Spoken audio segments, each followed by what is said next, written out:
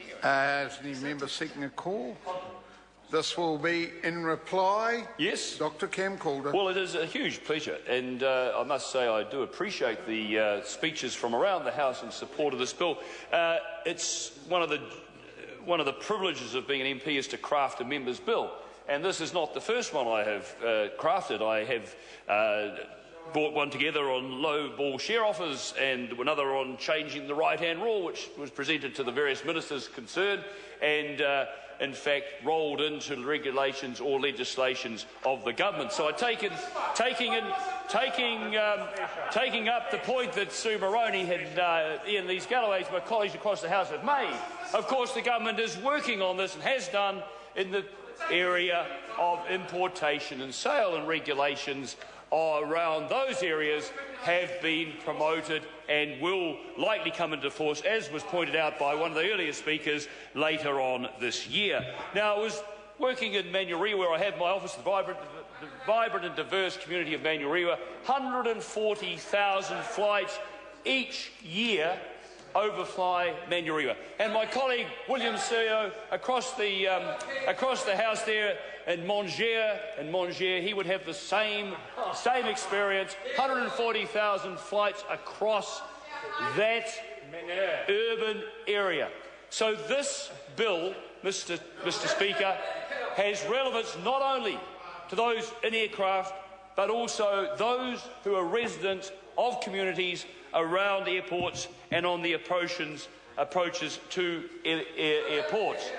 This is a simple bill, but one which can potentially impact on all members in this House, as was pointed out by David Clendon, and I thank the Greens for their support in taking this bill to Select Committee, to all members in this House, indeed to all New Zealanders who travel by air, because as it was pointed out, I think by Sue Moroney and others, Mr Richard Prosser speaking also in favour of the bill, and possibly my colleague Chris Ockenboy, who gave a very learned dissertation on this bill.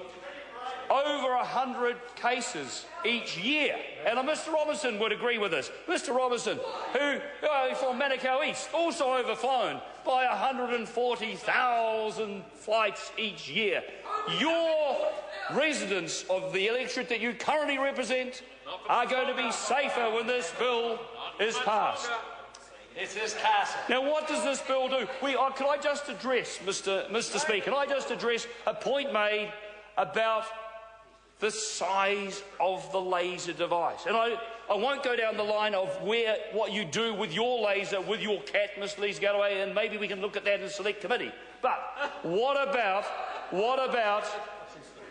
is the relevance of the size or power of the laser? Because I think the learned exposition of Mike Sabin, a police officer who has been faced by potentially lethal weapons in the form of small knives, actually is a very valid point. And that, Mr Clendon, is why I did not restrict the power of these lasers, because, as Mr Prosser pointed out, his very small device hanging on the end of a key ring, I understand you to say in the House a few minutes ago, sir, that you could illuminate a road sign at 2 kilometres. That is a very small, supposedly underpowered, safe device. The point I would be making, and the reason why we haven't restricted the size of the power of these devices, is simply this. In the hands of miscreants and malcontents, these devices can cause problems, whatever their power. And I have the proof here.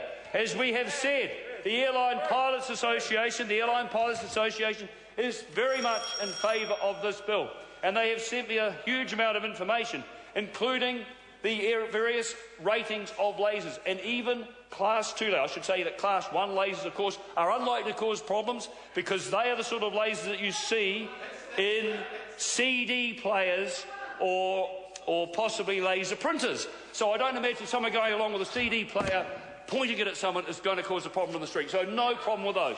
Class 2, however, which is a power less than 1 milliwatt, and I presume was what Mr Prosser had in his keyring, can, in the wrong hands, with prolonged exposure, cause problems. So my feeling was, just as with knives, where no size is determined, the same should apply with lasers. Mr Speaker, I thank all those around the House for their support of this bill, It is a very serious problem that this House needs to address. We will address it. I look forward to further discussion in Select Committee, but in the meantime, thank the members of the House for their support. Debate has concluded, so the question is that the motion be agreed to. Those of that opinion will say aye. Aye. Contrary, no. The ayes have it. Summary Offences, Possession of Handheld Lasers Amendment Bill, first reading. The question is that the Summary Offences Possession of Handheld Lasers Amendment Bill be considered by the Transport and Industrial Relations Committee. Those of that opinion will say aye. Aye. Contrary, no. The ayes have it. What a triumph. Call on members. Order. Call on members. Order of the day number 3.